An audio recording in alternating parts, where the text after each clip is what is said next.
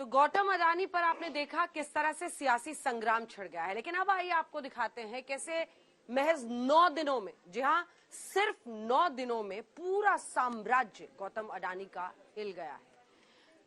आसमान छू रहे थे उनके शेयर्स। जब अमीरों की बात पूरे विश्व की थी तो उसमें दूसरे नंबर पर वो थे, अब टॉप 10 से भी बाहर हो चुके हैं। आसमान छू रहे थे उनके शेयर्स, लेकिन अब वो एक के बाद एक लुढ़कते चले जा रहे हैं। आखिर 24 जनवरी की वो कहानी की शुरुआत, जिस दिन हिंडनबर्ग अमेरिका की रिसर्च कंपनी की ये रिपोर्ट आई और उसके बाद से ये बवाल छिड़ गया।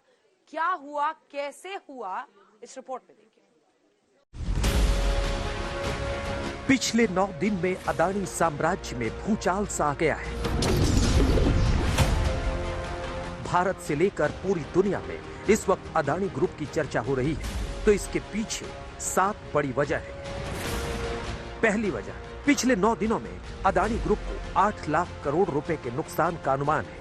दूसरी वजह, गौतम अडानी की नेटवर्थ 24 अरब डॉलर गिरकर 64.7 अरब डॉलर रह गई है। तीसरी वजह, दुनिया के अरबपतियों की लिस्ट में गौतम अडानी 2 नंबर से 16 नंबर पर आ गए। चौथी वजह, आरबीआई ने सभी बैंकों से अडानी इंटरप्राइजेस को दिए कर्ज की जानकारी मांगी है। पांचवी वजह, अडानी ग्रुप के 10 में से 9 शेयरों में गिरावट। छठी वजह, अडानी ग्रुप ने 20,000 करोड़ रुपए के फुली सब्सक्राइब्ड एफपीओ को रद्द कर इन्वेस्टर्स का पैसा लौटाने की बात कही। सातवीं वजह, अमेरिकी रिसर्च फर्म हिंडनबर्ग की रिपोर्ट से गौतम अडानी को लगा झटका।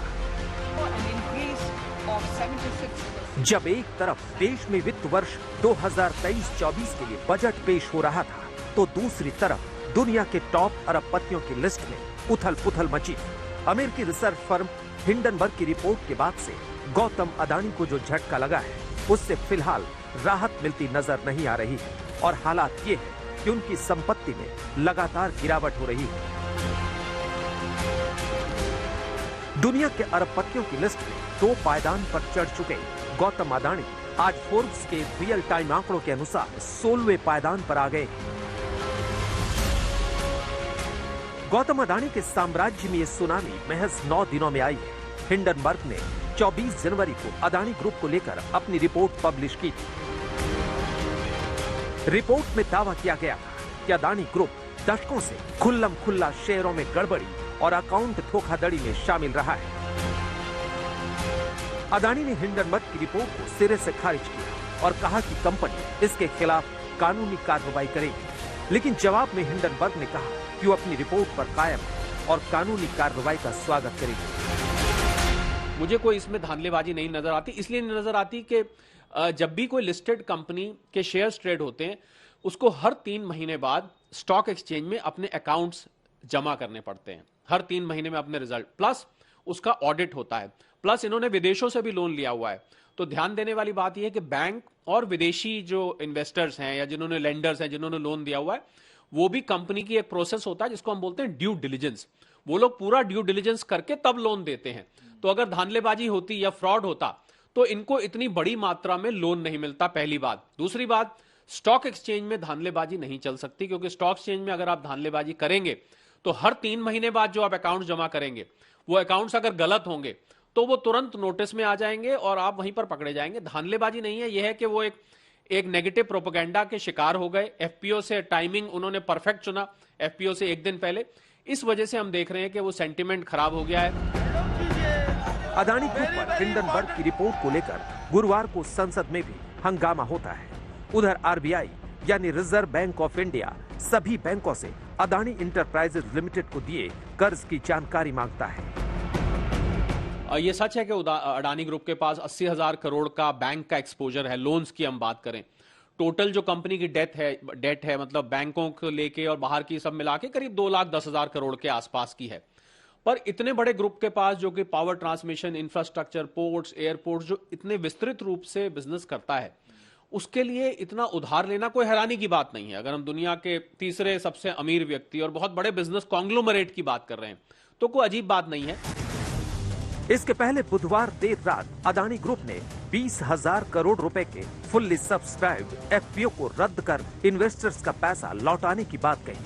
बुधवार को अडानी इंटरप्राइजेज के शेयर 26.70% गिरकर 2179.75 पर बंद हुआ था। इस गिरावट को ही एफपीओ वापस लेने की वजह माना जा रहा है। लेकिन गौतम अडानी ने एफपीओ रद्द करने के बाद एक वीडियो मैसेज दिया। इसमें इन्वेस्टर्स का शुक्रिया अदा किया। अडानी ने कहा कि पिछले हफ्ते स्टॉक में हुए उतार चढ़ाव के बावजूद कंपनी के बिजनेस और उसके मैनेजमेंट में आपका भरोसा हमारे लिए आश्वासन देने वाला है। For me, the interest of my investor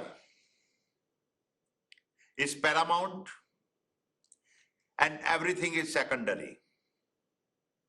Hence, to insulate the investors from potential losses, we have withdrawn the FPO. This decision will not have any impact on our existing operations as well as our future plans. We will continue to focus on timely executions and delivery of projects. The fundamentals of our company are very strong. Our balance sheet is healthy and assets robust. अब आपको बता दें कि FPO क्या होता है। FPO यानी follow on public offer, ये कंपनी के लिए पैसे जुटाने का एक तरीका है। जो कंपनी पहले से शेयर मार्केट में लिस्टेड होती है, वो निवेशकों के लिए नए शेयर ऑफर करती है। ये शेयर बाजार में मौजूद शेयरों से अलग होते हैं। ज्यादातर ये शेयर प्रमोटर्स जारी करते हैं। एफपीओ का इस्तेमाल कंपनी के इक्विटी बेस में बदलाव करने के लिए होता है। आज देख रहे हैं कि अडानी जी के शेयरों में काफी मेन ऊपर का सर्किट लगा, फिर नीचे के सर्किट लगे, फिर अभी स्टेबल हो रहा है, बाइंग सेलिंग हो रहा है। अभी लोगों को दिखने लगा है कि ऑलमोस्ट ऊपर से करीब 50% नीचे उनके शेयरों के भाव हो गए हैं और अब अट्रैक्टिव लगने लगा लोगों को। इन्वेस्टर्स बाइंग अभी आएगी, हो सकता है इंस्टीट्यूशनल बाइंग भी इस लेवल पे आ जावे। तो अभी लगता है कि आज या कल में उनके शेयरों के भाव स्थिर हो जाएंगे। लेकिन सच यही है कि 2023 लगता है गौतम अडानी के लिए ठीक साबित नहीं हो रहा। गौतम अडानी ने जुलाई 2022 में माइक्रोसॉफ्ट के प्रमुख बिल गेट्स को पछाड़ दिया था। पिछले साल फरवरी में गौतम अडानी ने रिलायंस समूह के प्रमुख मुकेश अंबानी को पीछे छोड़ दिया था। अडानी इसके साथ भारत के और एशिया के सबसे रईस बन गए थे। अप्रैल 2022 में अडानी की नेटवर्थ पहली बार $100 अरब के पार पहुंच गई। लेकिन विवादों के बीच मुकेश अंबानी अडानी से एक बार फिर आगे चले गए हैं। अंबानी मौजूदा समय में दुनिया में 10वें नंबर के सबसे अमीर व्यक्ति हैं और गौतम अडानी 16वें नंबर पर हैं। अगर पिछले 6 महीने साल भर का आप स्टॉक एक्सचेंज का मूवमेंट देखें तो अडानी पे जो सवाल लगे हैं वो सबसे अहम सवाल हैं, सबसे मुख्य। जिस स्टॉक मार्केट में भी बहुत एक उहापोह की, एक बहुत उतार चढ़ाव की स्थिति बनी है। मेरा मानना है कि इस कंपनी में जो उतार चढ़ाव हुए हैं, ऑब्वियसली सब लोग जाहिर सी बात है कि इसमें हिंडनबर्ग की रिपोर्ट का मुख्य भूमिका है। ये आइए आपको गौतम अडानी के बारे में कुछ दिलचस्प बातें बताते हैं। गौतम अडानी का जन्म गुजरात के अहमदाबाद के एक सामान्य परिवार में हुआ था। गौतम अडानी के पिता शांतिलाल और मां का नाम शांताबेन था। उनके पिता कपड़ों का छोटा मोटा व्यापार करते थे। कहा जाता है कि गौतम अपने माता पिता और भाइयों के साथ एक छोटे से चौल में रहते थे। गौतम अडानी के 7 भाई बहन हैं।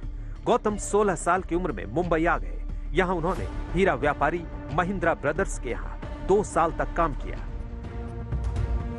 और देखते ही देखते गौतम अडानी दुनिया में अरबपतियों की लिस्ट में दूसरे नंबर तक पहुंच गए।